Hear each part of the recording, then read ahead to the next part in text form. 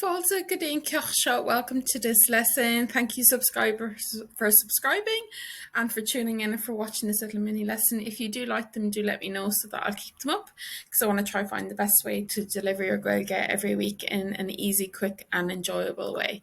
So we're going to look at a little phrase today, but we're going to break it down first. The word that we're going to look at today is Baile. Baile. Baile. Baile is town. I thought this was a good one because you're going to see this around you. So if you're living in Ireland, you're going to see it on signs and all of that. So Baile is town. You can type this into aber.ie or changlin.ie, either dictionary, and you can hear this pronounced in each of the dialects. Let's look at another really important word in the Irish language as well, which is sa. Sa. I added in a H there just to make it obvious that it's sa. Sa.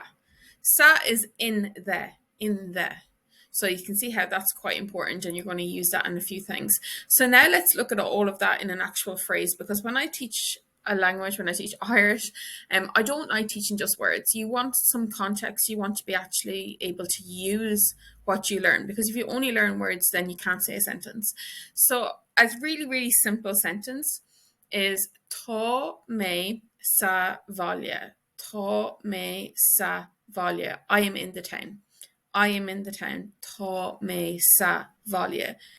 Now, Brandonwoods are beginning British sheets. We'll just look at a little breakdown, because there's a little change there in the spelling of Baile, which is town.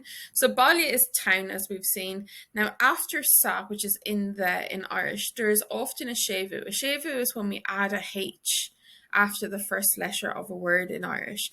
Now, this will happen sometimes to the word and sometimes not. There's loads of rules around it. But in this instance, we have sa plus Baile equals sa bhaile.